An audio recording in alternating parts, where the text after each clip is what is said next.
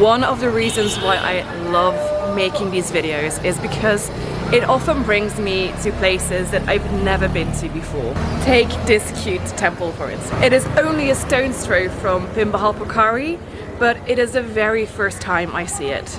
It is tucked away behind a few houses on a through road, and it is actually named after the neighborhood instead of the other way around. So normally the neighborhood would get named after the temple, but here the temple is named after the neighborhood. That being said, the Sulima temple does have a sad history with a very unlikely hero.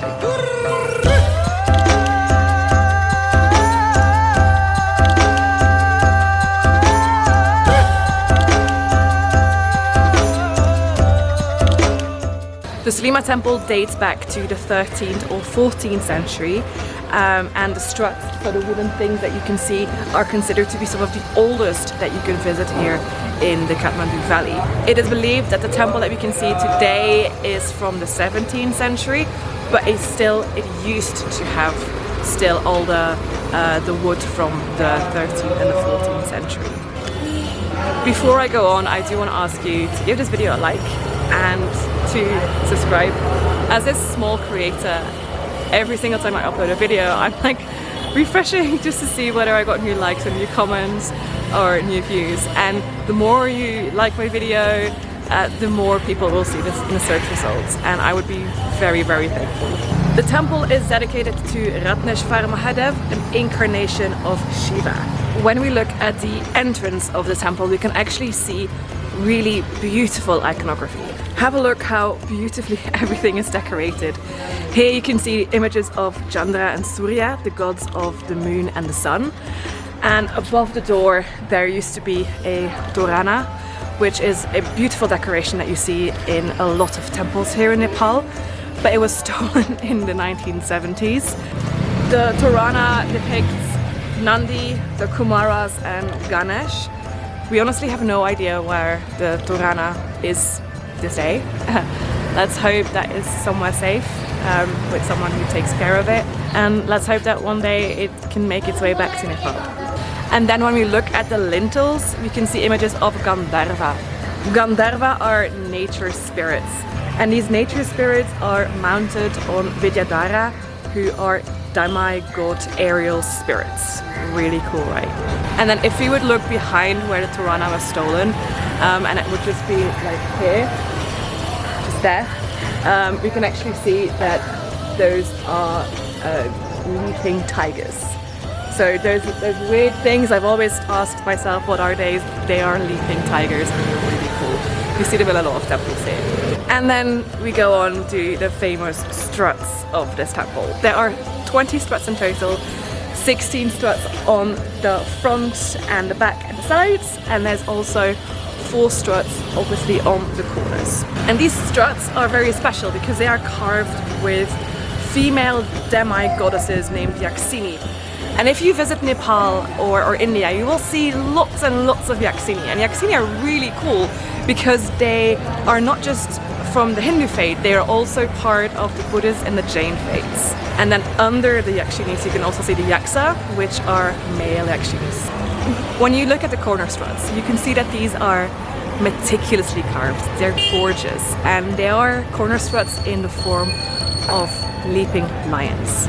I did mention that this temple has quite a sad history. In the 1970s, 80s, 90s, even today, things get stolen in Nepal. People just take stuff from shrines or temples and they sell it on the black market. And in 1975, sadly, all but 2 of the struts of this temple got stolen. One of the temple's struts was saved because it was found under the rubble in the temple, and then another strut was saved by a neighbor. So the neighbor noticed that people would come to the temple at night and take away the beams. And as you might imagine, I mean, looking around, it's a community. Like people around here, they know each other, they know what's happening.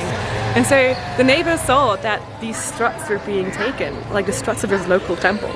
And so one night before the thieves came, he was able to save one other strut that he kept safe in his house, in his little apartment. And because people can't be trusted, the other two struts are now in the Patan Museum, where they hopefully can't be stolen. The beams that we see today are carved by master carver Indra Kaji Chilkapar.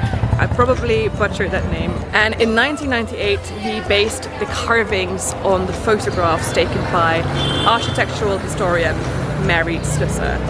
And she came here in the 1960s to kind of document all the temples and buildings in Nepal. And you know what the saddest thing is? Indraji did such a great job that people are now trying to steal the beams on this temple, even though they're replicas. And we actually know where one of the struts is. The Art Gallery of New South Wales in Sydney received the carved strut in 2000 as a donation from the estate of Alex Biancardi. And the Art Gallery of New South Wales has known that the strut was stolen since 2001. So the strut was stolen in 1975, 25 years before it was donated to the museum. We're not talking about an historical theft. We're not talking about the Elgin marbles. We're talking about something that turned up 25 years, 25, after it was stolen. Let that sink in.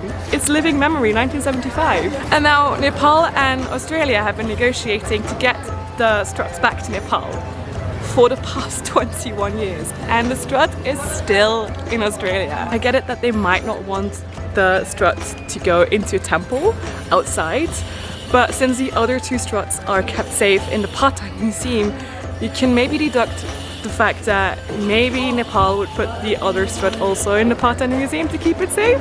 It is ridiculous, and sadly it's the kind of thing that makes my blood boil. If you want to help, you can always send to the Art Gallery of New South Wales an email asking them to bring, please, bring the strut back to Nepal. I've also included a link to a Facebook page about Nepal's lost and stolen artifacts, and I have so much respect for these people because they work so hard to get Nepal's history back to Nepal.